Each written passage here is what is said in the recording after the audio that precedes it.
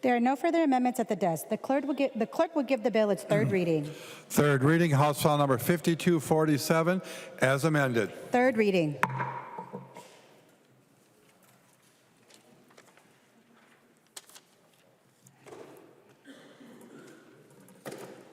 I recognize the member from Traverse, Representative Backer. I recognize the member from Washington, Representative Anderson. Thank you, Madam Speaker.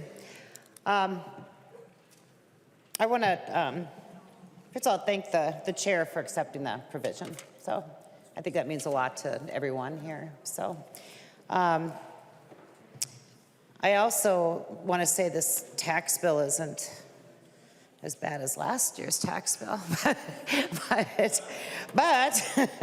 I wish that there were things that we could have done to actually fix some of the things that were so horrible in last year's tax bill.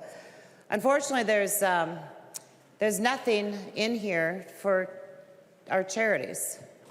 After the devastating blow that we did to them on the gambling issues, taking away what they've been doing for a decade or longer. The dollars that they raise, that they give out to the community, that they use for wonderful, wonderful things and throughout the state of Minnesota, that's going to be partially gone. There's no tax decreases in here for our charities. The provisions to help them use it for other things are not in here. And I think that's really a shame, because if we are harming entities, clearly know we're harming them, but then show that we don't care because we do nothing. And that's what's happening this year. I'm very, very concerned about the attack on our business community in the state of Minnesota. Very concerned. I'm concerned that we're putting them at a severe competitive disadvantage, not only with the fact that we have the highest tax rate in the country, but we also now are trying to get their taxes public. Excuse me.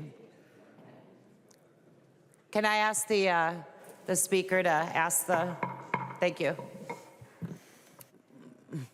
Thank you. But I'm really concerned about that, because people are traveling. People are moving with their feet. We've seen that. We've lost a lot of population here. Certainly, we're losing business population next.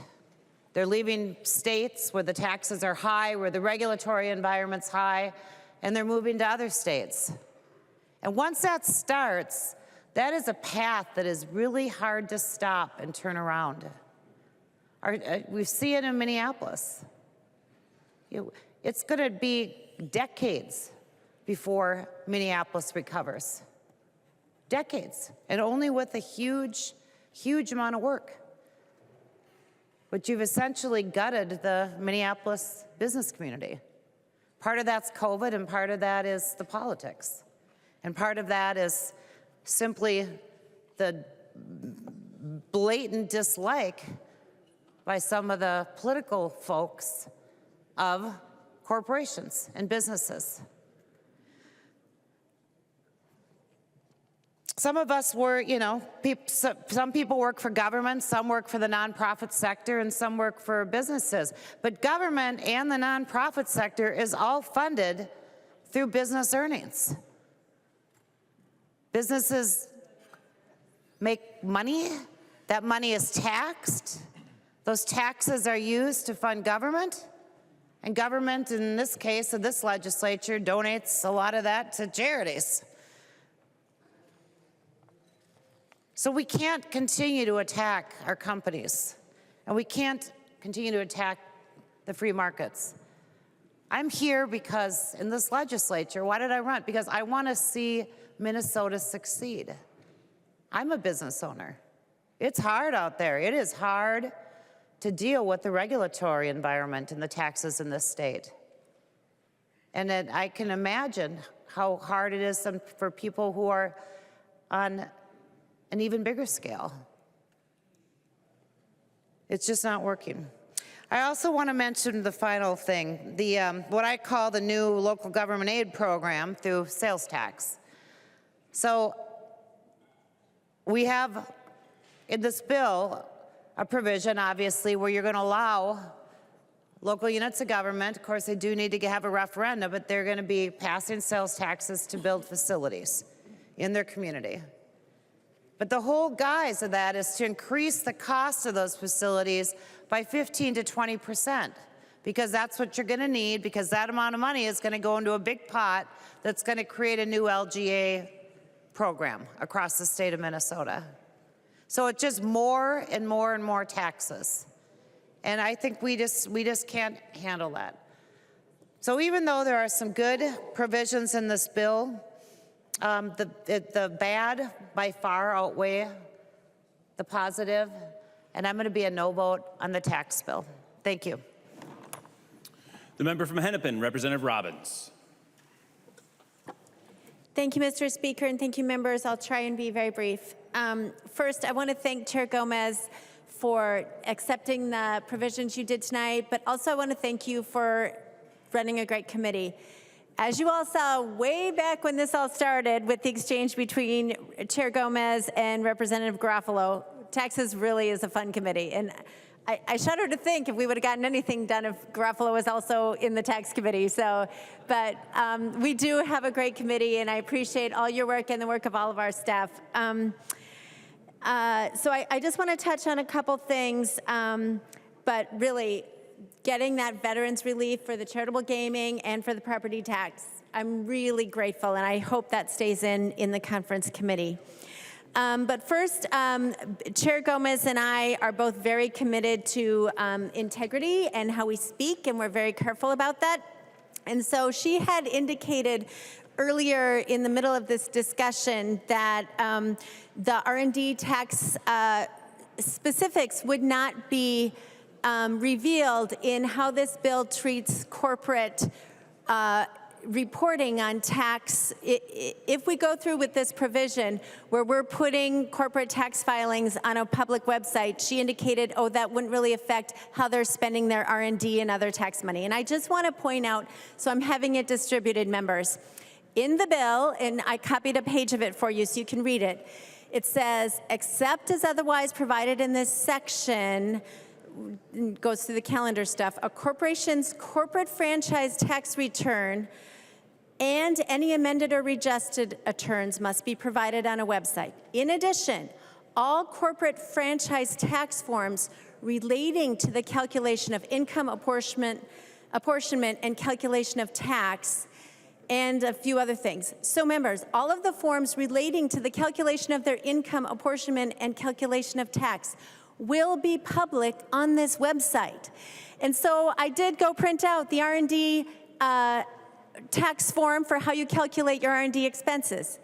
You will have to specify, and it will be public on a website, wages for qualified services, cost of supplies, amounts paid or incurred for computer use for conducting research, applicable percentage of contract expenses, amount paid to qualified research organizations for basic research, development contributions for nonprofit, and many other things. I printed out just one page for you, but the form is actually, I believe, 3 pages long. So I hate to disagree with our chairwoman, but it is very clear that if this law is passed as currently written, all of the forms used to calculate a corporation's income would also be public. And members, that is a crazy, serious disadvantage for Minnesota companies. No other state in the country does this, and it would really harm our companies. So I ask you to please vote no just for that alone. But if you are going to vote for this bill, that has to be taken care of in conference. This is a serious, I mean, I think it won't stand up in court. I think it's illegal. But clearly, the bill clearly would require detailed calculations to be put on this website, and we cannot let that stand, members. All right, we haven't talked about the free file requirements here, but I do want to address this just for a moment. I know the chair loves this provision, but members, it kind of goes back to the higher ed debate earlier this morning. You can already get access to free file tax payment programs through a lot of different services that are available in the state. And some are income-based, some are how complicated your return is. But there are free file options available, and tens of thousands of Minnesotans use them every year. And instead, the state in this bill will be setting up its own free file system that, according to the bill, is going to cost about $5 million in the first year and then ongoing money to set this up. But the fiscal note said that this will be very expensive and a complex build, and that not only will it need a lot of money to set it up, but then it will require ongoing maintenance and updates because tax forms change every year. So members, this is something that we don't need to spend state tax dollars on. There's already a private sector option out there. And I mean, we cannot afford this. We're looking at future deficits. So why would we would be creating a very expensive in the short run and then ongoing costs when we know we're facing deficits? I just can't imagine. Another reason to oppose the bill is the local option sales tax equalization distribution accounts, which we've talked about. I just want to highlight, members, that we would be saying a local jurisdiction could raise their local option sales tax, and then 15 or 20% of that would just be given to the Department of Revenue to distribute around the state. People elect their local representatives, and if they decide to vote for a local option sales tax, the public thinks that money is staying in their community. To siphon off 15 to 20% of that to just get distributed around the state, not for the purpose they voted that local option sales tax for, the use of this is unrestricted aid, members. So we are hurting the point of these local option sales taxes by having it removed from the local community and removed from the purpose for which the voters voted for it and giving it to the department to just distribute. This is a terrible idea. And I can't remember all the other things I was going to say, but members, there are several reasons that this bill is very problematic, and with great respect to the chair, we really appreciate the help for veterans, but we still need a no vote on this. Thank you, members. The member from Travers, Representative Backer. Yeah, Mr. Chair and members, a couple things here. You know, one of the trends that we are seeing, and I've talked about this before, when you go from Canada down to Iowa, in my district, members border North Dakota and South Dakota, when you go from Canada down to Iowa, we no longer have a community larger on the Minnesota side.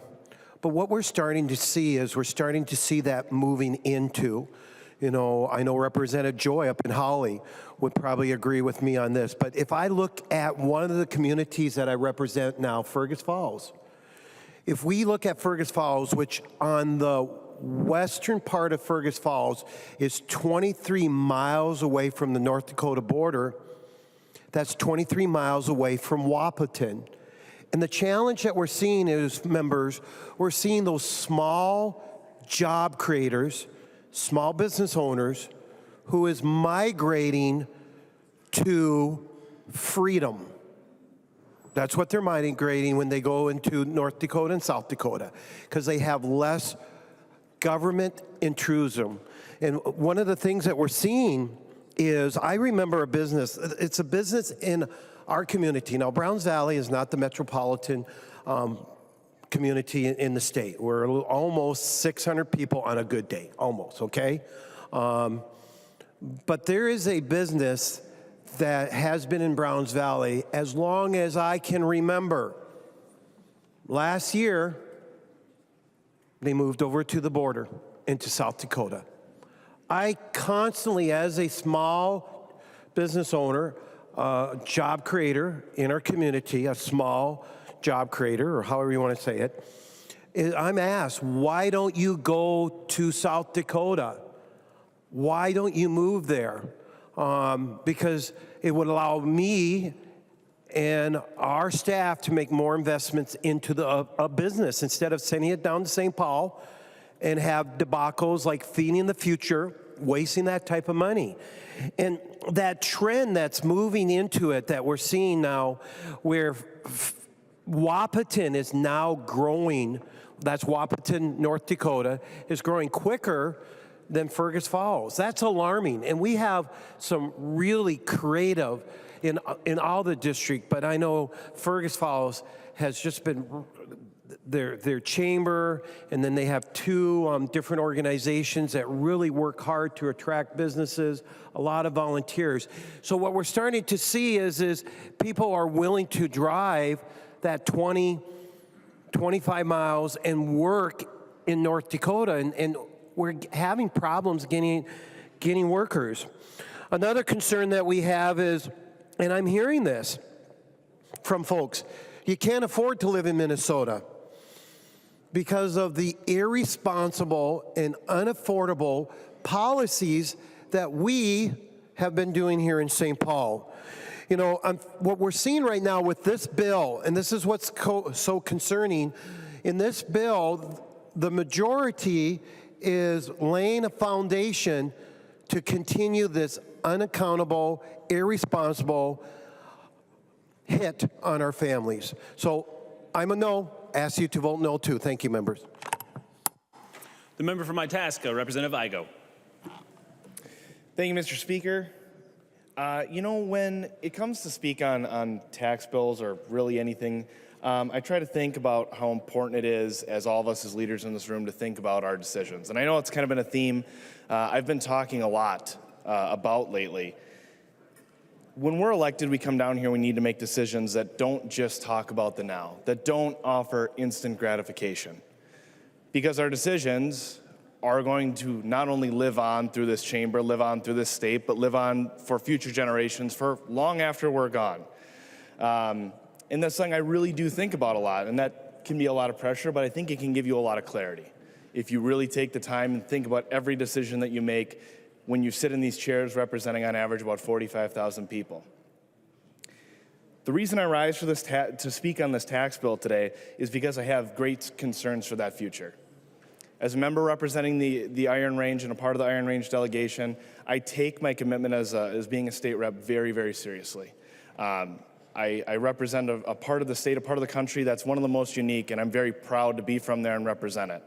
But when I think about the decisions we make, they become very personal, not just for myself, but for my constituents, but for future constituents that will live there, raise families there, open businesses, and prosper there. This tax bill today contains a provision in it that gives me great concern for the future of our region and the future of the Iron Range. Inside the tax bill, for those that don't know, there is actually a bonding bill. There's a bonding bill for $80 million. That bonding bill is going to be leveraging the future of the Iron Range with its passage. I need to stand in opposition to that. It goes back to what I just said. We can talk about the instant gratification, about how doing something right now might sound really good. But what's going to come of making that decision? This bonding bill that's inside the tax bill is going to leverage the economic prosperity for the Iron Range for the next couple decades. It's going to limit the ability of one of the state's greatest state agencies, the IRRR, to be able to work on economic development projects, to invest in the communities in the region, and to uplift every single person. What for? All for some instant gratification in passing some one-time dollars. Passing bonds against an economic trust that was set up by forefathers of the range to take care of its people in the region for generations to come. I wanted to stand up on the House floor tonight to talk about how important it is that we think twice and act once. Me talking about this isn't talking about the projects. It's talking about the actual doing of this legislation. The way this legislation is written, these projects that are included inside the tax bill will not be going through any vetting. They will not be going through any oversight. They will not even be being worked on through the IRRR, whose job is to vet them and make sure they are good projects. In fact, there's language inside the legislation that says the commissioner must bond for this amount and the money must go out at these set times. So if there's no due process and we can't work through these projects and we can't make sure they're ready to go, what kind of oversight is that? What's to make sure that these places are ready to work with and ready to go so that they can actually do what they're set out to do in the bill? And this is nothing new. The IRRR has been doing this for decades, working with communities, working on projects to make sure they are done correctly, they are done efficiently, and they lift the people up in our region. This is bypassing that. This bill bypasses the state agency. It bypasses a board of elected legislators from both sides of the aisle. The other concerning thing about this legislation, and it is a bonding bill, it wasn't done in collaboration with the Iron Range delegation. It came as a surprise about 2.5 weeks ago on a Monday morning where I found out that this bill had been introduced and was working its way to become part of the tax omnibus bill. It's not the way leaders operate. Again, the choices we make are going to have effects for future generations. A bill like this that had been being worked on in secret, without any collaboration with other members of the Iron Range delegation, without any collaboration for the region that stretches all across northeastern Minnesota, is blatantly wrong. In fact, in some ways, some would even call it insulting. The conversations I've had in the weeks that have followed since this bill has been introduced have been of grave concern. These are not just my concerns that I bring to the House floor tonight. They are from community leaders. They are from mayors, councilors, commissioners, business owners, all wondering, what will this mean for the future of the place that we love more than anything else? Our choices and decisions we make have consequences. I would urge the chamber to look at a provision like this and say, this is not the precedent we can be setting. This is not the road we can go down. A piece of legislation that was introduced 3 weeks ago that's going to have decades of consequences should not be included in a tax bill. Should not be before our body right now. Legislation and ideas like these are supposed to take months, if not years, of collaboration, and not just along party lines, with communities of different sizes, different opinions, different values, to find something that works for all of us. In fact, I think that really defines what leadership really is. Leadership is about standing up when something doesn't seem right and finding a way to say, we need to work with people on the left, people on the right, but not even just political, work with all people to make sure the legislation's going to work. Again, the state agency that's involved in this is not an initiative of our state agency. How many times have we had conversations on this House floor or in committees that when state agencies are not aware or have been worked on when we're talking about legislation, those ideas are thrown out? What's different in this case now?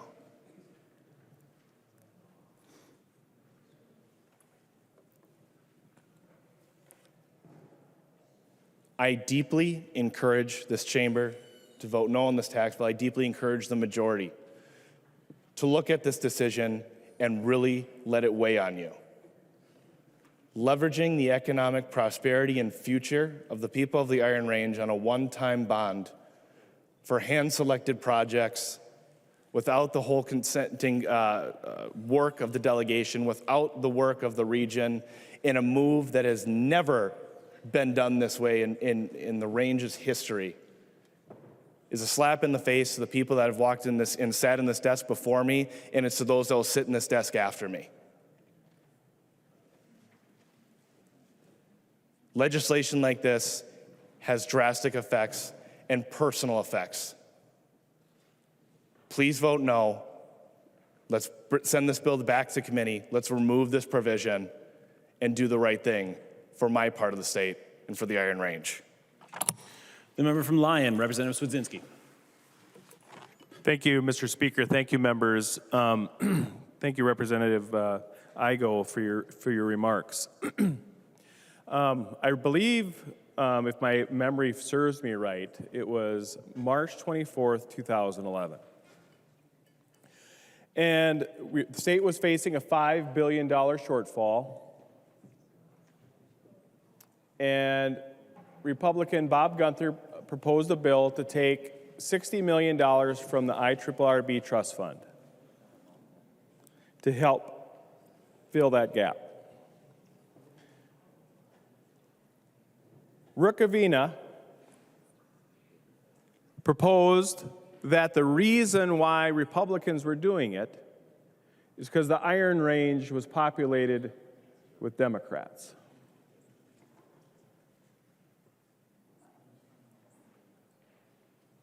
My, how the tables have changed. Representative Igo, other Iron Range members,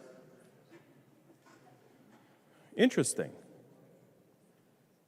When the IRRB is no longer represented with a majority of Democrats, their decision-making abilities is no longer wanted or needed. Instead, just as Republicans made a mistake 13 years ago to decide how to spend that money better here in St. Paul, the DFL majority is doing the exact same thing. It may stay up there and not travel throughout the rest of the state, but in reality, we're taking the voice of the people away from northern Minnesotans with this bill. I had an opportunity to chair the mining committee, so I was pretty familiar with the uniqueness of the Iron Range. My father-in-law was a miner, worked on the locomotives before they turned to the trucks just outside of Hibbing. He attended church with Rudy Perpich. And I believe it was Tom Bach that said, because of something like this, because Republicans are doing this 13 years ago, I can guarantee you a Republican will not represent a seat in the Iron Range for the next 50 years. I believe in local control. I believe that if these projects, that this potential bonding bill through a tax bill had local support, there is an avenue for it. It's with the locally elected officials that are sitting in the IRRB. Whoever these organizations are, I don't know where they're going exactly, could come and talk to them about it, but it just seems off to me. Maybe it's right, maybe it's wrong, but this is a prescription of what the rest of the tax bills have looked like. We know best here in St. Paul. We understand how money should be spent. Last year's tax bill made us number one. Number one on one particular list, the highest corporate taxes in the country. Ouch.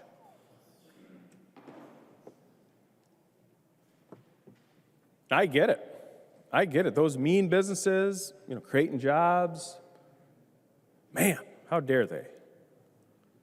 You know what we're going to do? We're going to be one of, I don't even think there's another state. We're going to make sure you report to us your corporate income. Make it public. Hey, you Minnesota business, you know what we want to make sure you do? We want to make sure you open the books up to the world so that all other businesses across the globe can look at what you're doing, how you're doing it, and use that as a tactile advantage against Minnesota-based companies or those foolish enough to do business here.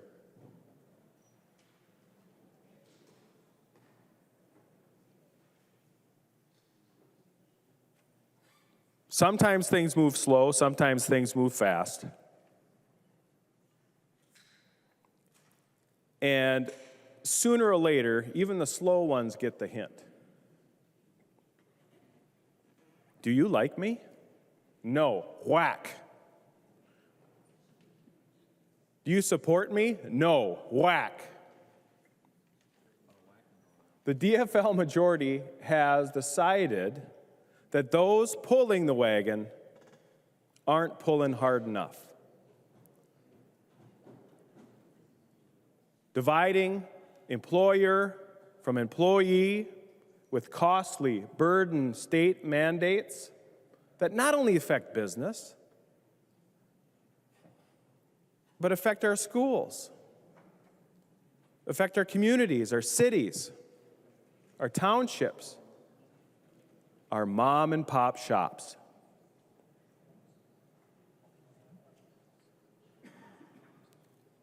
Gas prices are going up, and people's quality of life is going down. And the president is fiddling. The governor is singing the same tune. Folks, every other state in our union that is ruled by Democrats at least have a few Democrats that understand the needs of business. They have a caucus of business owners that are DFLers or Democrats that understand that the role of government is finite to some extent. Government, stay in your lane. Let us do what we do best. When it comes to business and economy and creating jobs, in some states it's a blurry gray line, but I can tell you what, there is an awfully strong, bold, difficult blue line that divides this chamber. It's fun to be a business owner that supports Democrats, that relies on state mandates for my business model. If you want to sell a solar panel, go to Minnesota. Why? Because they will create a market for you by state mandate. You want to sell wind turbines? Guess what? That's a great place to do business. Why? They're going to create a market for you. State mandate. Folks, we are unfriendly, and believe it or not, people are starting to understand. We can do better. The Senate tax bill is much, much better. Not great, not good, but better. We had an opportunity, $10 billion tax increase when we have a $17 billion surplus. 18. It's like an old movie from the 1930s, Gone with the Wind. And Democrats are going to finish this session like that movie finished. Quite frankly, Minnesotans, we don't give a damn. The member from Clay, Representative Joy. Thank you, Mr. Speaker. I'm honored to sit on the tax committee, and it's a lot of fun. I'm a little nervous with what's happening in the tax bill. There's good things and there's bad things. Local option sales tax, sharing it, I should be good for it. I should like that. I don't, but I should, because when we're pushing businesses across to North Dakota and I'm losing them in my area, that would give me a chunk of the pie from the metro area to be able to play fair. So I should be, but I'm not. We have taken Minnesota from #1 in the highest corporate tax, and I think we're going to go and tell corporations we're now going to be 1+. Hold on, but here's 1+. I think, again, there's good provisions in here. There's not good provisions in here. It bothers me that when we're working on taxes, and Chair Gomez has a really good heart for helping people that are struggling and what we need to do. One of the things I do really think come next year, bipartisan, we need to focus on is looking at that lowest tax bracket and dropping it. We want to help people by giving them child tax credits halfway through the year, which is advanced. Great. But what we need to do is if we can give it back to people in their paychecks immediately and drop the lowest tax bracket for the people not earning a lot of money, maybe we could get it in their pocket weekly or biweekly or whenever they get paid, because we dropped that 5% on the lowest tax bracket. That's what we should be studying. That's what we should be looking at in this tax bill. That would help a lot. We talk about fair share and what fair shares are. Those are things we can work on next year. Those are things we can get to. It's a tough statement to always put fair share. People pay their taxes. I'm a small business owner. I pay a lot of taxes. You know what? It is what it is. But I think we got to start slowing that roll and taking it backwards so the businesses stay here. When you're down here and you're quite a ways away from, you're in the center of Minnesota, the businesses, they'll stay. When you're 20 minutes from Fargo in my district, they might not build or they will leave. It worries me when we do this. I'm going to keep this short. What I'm going to say is I would not be able to support this bill this year. If I did, I would have to go back to my district and I would have to tell people clearly, I'm not good at this. I did a bad thing. And in my district, those two quotes are not good right now. So everyone, I encourage you to vote no. Thank you. The member from Fillmore, Representative Davids. Thank you very much, Mr. Speaker. I would like to thank Chair Gomez for the way the committee was run. I figure you're one of the top 3 tax chairs in state history. Ann Linchesky, Paul Marquardt, and you did, and the way you run the committee, you really did a good job, and I appreciate that. I want to thank the staff, the partisan staff, the nonpartisan staff. You've got a dream team sitting behind you there, Chair Gomez. I'd like to thank the Republican research, partisan research, Sam Moyer. Sam, you do a great job, and our whole caucus appreciates what you do. I'd also like to thank former Chair Marquardt and now Commissioner Marquardt and Joanna Bears. They were always very, very prepared. Joanna Bears was a liaison. She was very, very prepared and gave us good information. If she didn't know something, she would get it to us very, very quickly. I'm trying to compare her versus Paul Cummings. When he had that position, he was amazing, but I think I'll let that go. If there was 4 fewer things in this bill, I could easily support it.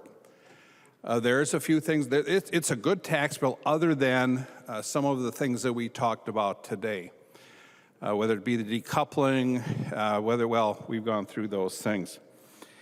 And sometimes you get asked the question, who's your favorite president? And I actually have 2. The first one is John F. Kennedy, and people say, well, he was a Democrat. How could he be your favorite president? He's my favorite president because he understood tax policy. He understood, his record was he reduced federal income tax rates and corporate rates by a lot. He really did. Why? Because he's a nice guy? I'm sure he's a nice guy. Why? Because he knew and his economists knew that it would stimulate the economy. And I have a little history around this place. 2011, Speaker Zellers and Majority Leader Dean gave me a call. They were Speaker-elect and Majority Leader-elect in December, and I was out in my garage. Actually, I've got a nice heated garage working on some things. And Speaker Zellers said, we want you to be the tax chair. And I'm going, great, $6.2 billion shortfall. And he wants me to be the tax chair, but he wasn't done there. He said, just got 2 rules. You can't raise taxes. Well, that was the biggest rule, was you can't raise taxes. So I thought, okay, now just how do you do this? So I started reading I started reading Stephen Moore. I started reading Art Laffer. And I started reading John F. Kennedy. And so we had a grand experiment that year. We did not raise taxes. And by the end of that tax bill time, we were even. We went from a $6.2 billion shortfall to having no surplus, no shortfall. It worked. In my world, in the tax world, more is less and less is more. The more you tax, the less you collect, the less you tax, the more you collect. It's amazing what can happen if you let people keep some of their money. They'll go out and make more. And John F. Kennedy did that because he needed more money for what later became the LBJ Great Society. And he didn't do it by raising taxes, he lowered taxes. He went from 91% to 70, and my other favorite president, Ronald Reagan, went from 70 to 50. And we are, and with lower rates today, we're collecting record amounts of money at the federal treasury, and we did at the state too. So it doesn't seem to make sense if you lower tax rates, you collect more money, but that's the way it works. And the state proved that in 2011 to 2013. So I'm hoping that in working with the Senate, we can look at some of these issues that the business community has great concerns about. But for today, I think it's just a matter of thank you, Chair Gomez, thank you, Vice Chair Lislegard, and that dream team you got sitting behind you. They are amazing. They are amazing. So thank you. I'm going to have to vote no today, but there's another day coming. The member from St. Louis, Representative Lislegard. Thank you, Mr. Speaker. And so I'm just going to say the truth since my colleagues on the other aisle wanted to talk about the history of the Iron Range. And some may know the story, but I'll tell you the story. And you go back to our forefathers, as my colleague said, it was all Democrat way back when. Most of greater Minnesota was all Democrat way back when. Metro wasn't as big, suburbs weren't as big, suburbs were Republican. We were all Democrat. I'm going to read some numbers to you. This bill is about just. It's about doing what is right. I heard Tom Bach's name, Senator Tom Bach, and I heard Tommy Rukavina. I heard those names tonight. Tommy Rukavina would have went a lot farther than I went today. You have the taconite assistance area, and you have the taconite relief area. There's only 3 House districts that produce.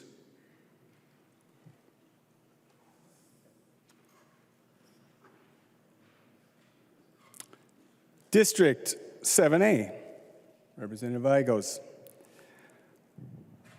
30%. Representative Scraba, 9.6%. Representative Lislegard, 59.8%. That's the money that is generated that goes into the IRRB.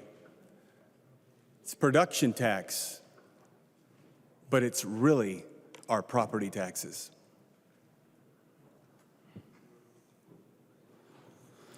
What's really sad and unfortunate is that not every district that receives our money contributes to the IRRB.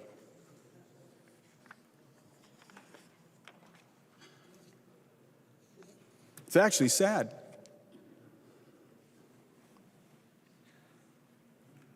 I represent the poorest.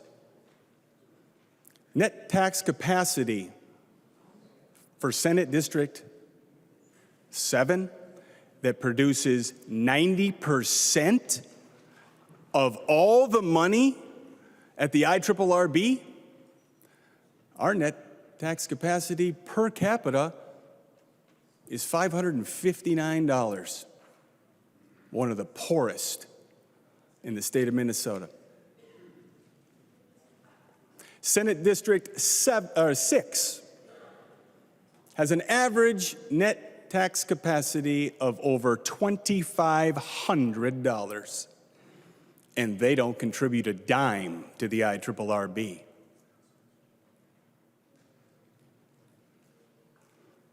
But yet, they get our property taxes. They're already diversified. They already have the wealth. Somebody was talking about, because my whole goal is I hope that I don't need all the local government aid in my district because we're poor. I hope we need less. We need to invest in our region.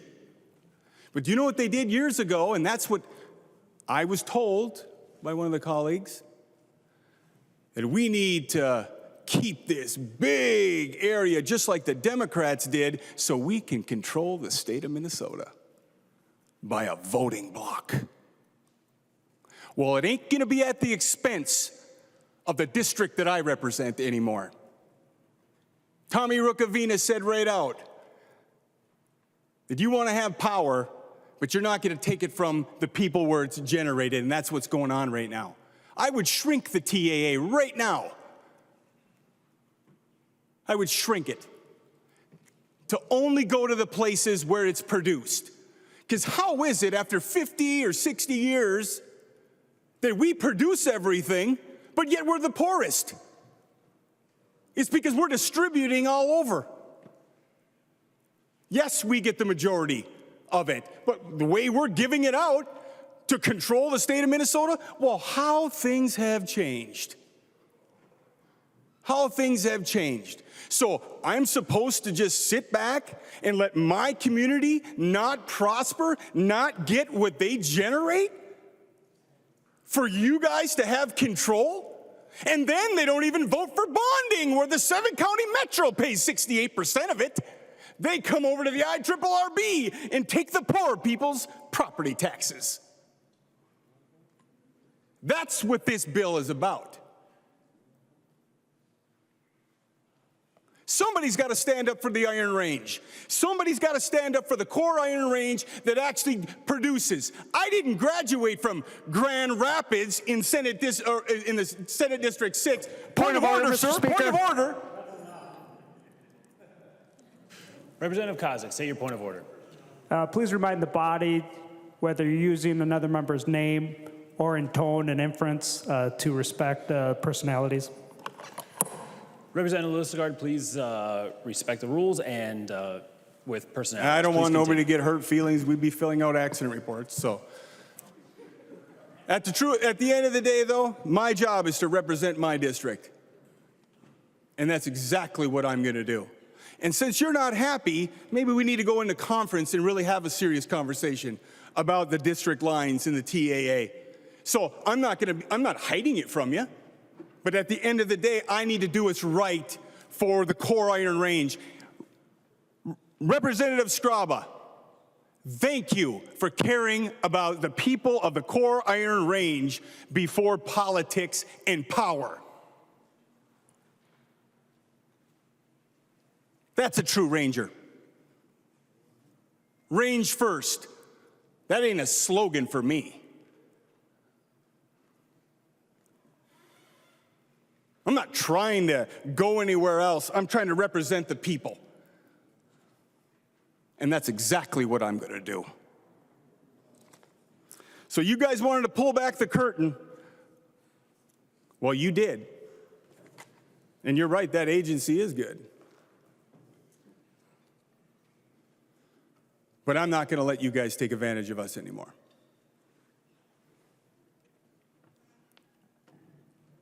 I'm going to take care of the core range. This is a good tax bill, though. I mean, with Chair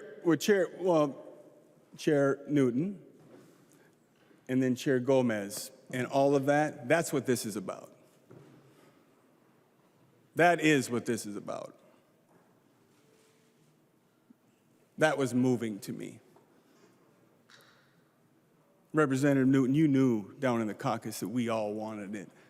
We all wanted it. Even Chair Gomez wanted it, right? But it is something. But to change everybody's heart and to watch that happen, You know why I'm a Democrat? I'm a real conservative one, but I care for people. I care for the range.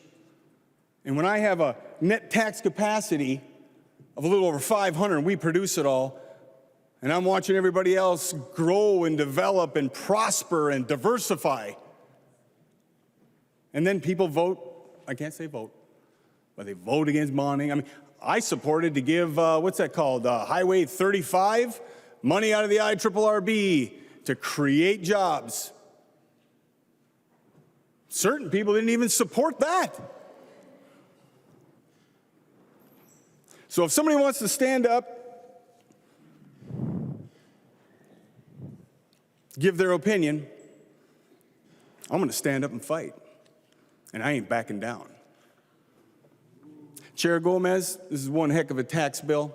I thank you for believing in me, believing in your team, seeing what this really is. See, I will tell you, though, that the agency did know, and I will tell you that we are working with my senator. I'm working with mayors that are not in my district to try to help them, and that's all being worked out. And we're getting language being drafted right now with other colleagues, people that aren't trying to kill everything. And we're going to make the bill better. But it's going to take care of the core Iron Range, where the money's generated. So, hope you guys have a good night. I told everybody to get a bag of popcorn, because as soon as people want to start talking about the range, I ain't afraid to talk about the range and say the truth. And by God, I'm going to protect the people that I represent. Vote green. The member from Hennepin, Representative Gomez. Really? Must I? Okay.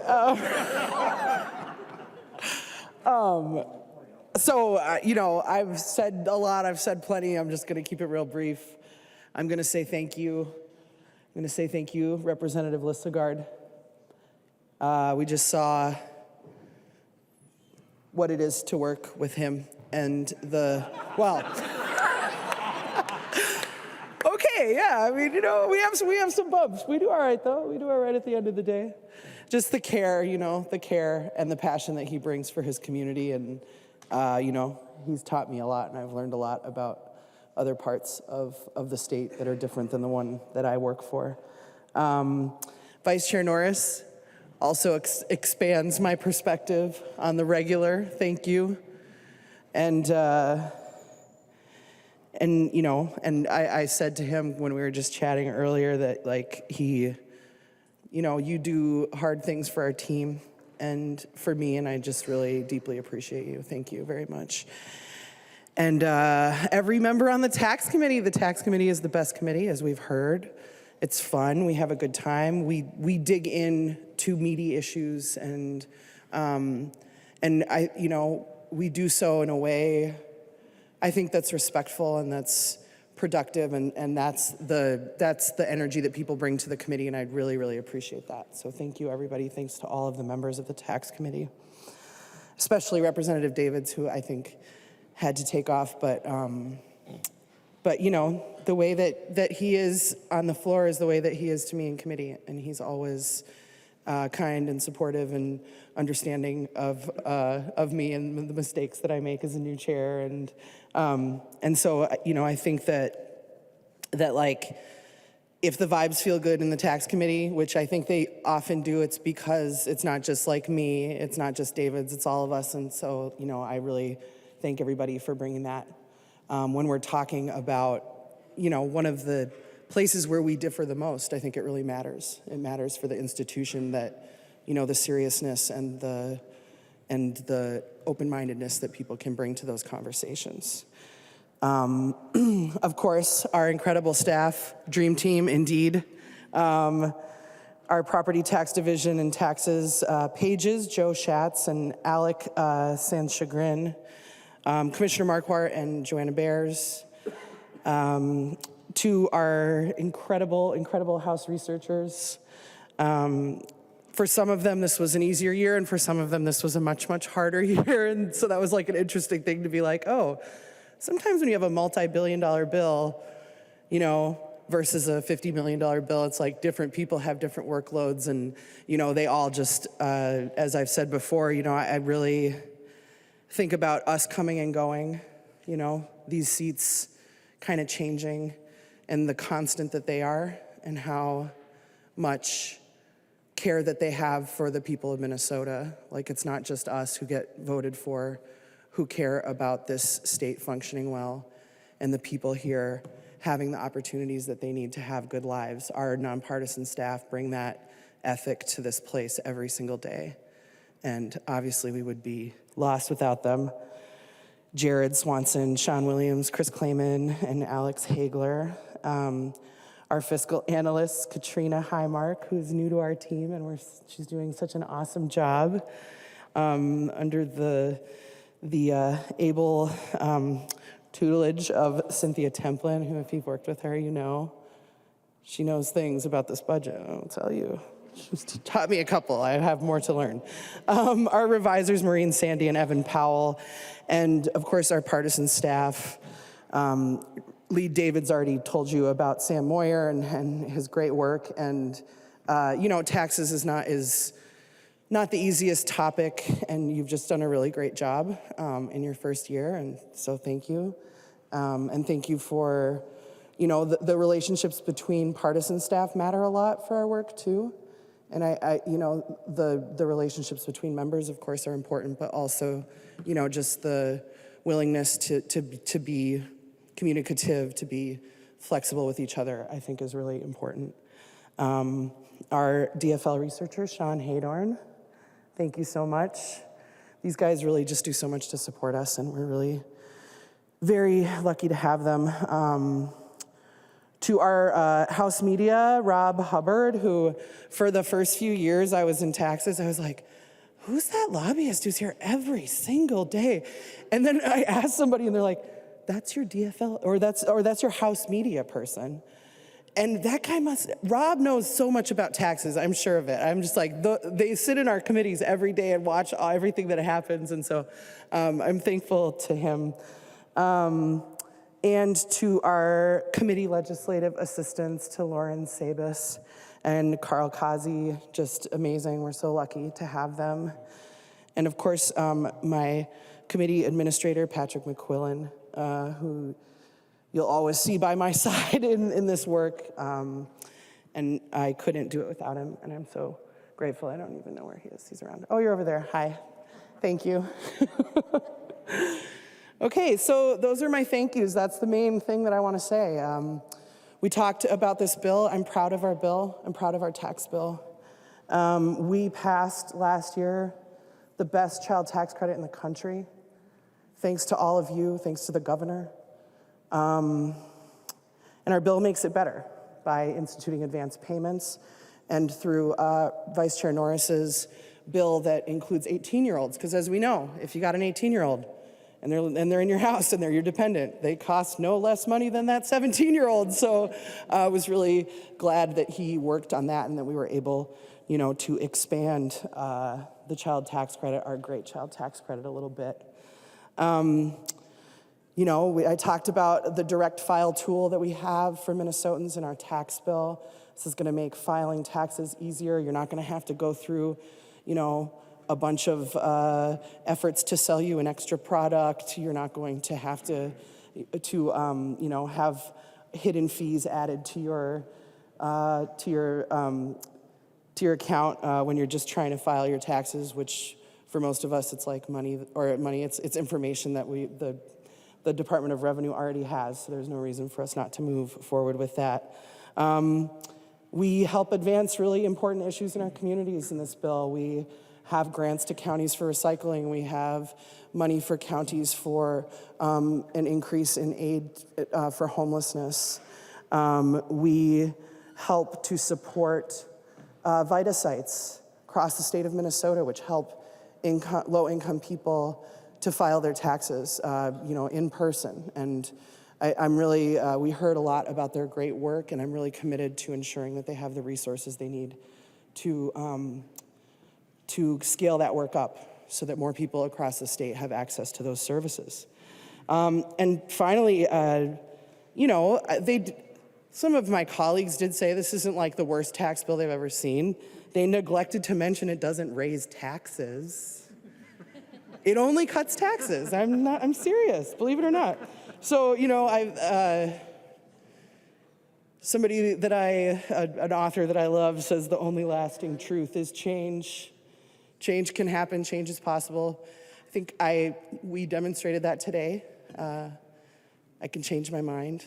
And so I thank you for the graciousness of that moment. And you can change your mind too, and you can vote green on this great tax bill. Thank you. Seeing no further discussion, the clerk will take the roll.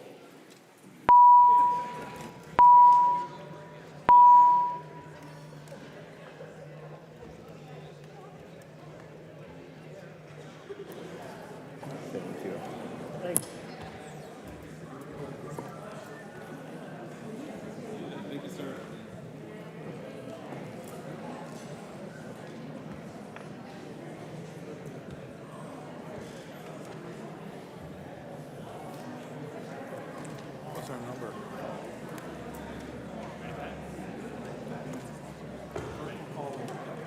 The chief clerk will call the names of the members voting remotely. Carroll. Carroll, aye. Carroll, I. Keel. Keel, no. Keel, no. Keeler. Keeler, aye. Keeler, I. Cagle. Kegel, aye. Cagle, I. Pulowski. Pulowski, aye. Pulowski, I. Wolgamont. Wolgamott, aye. Wolgamont, I. The clerk will close the roll.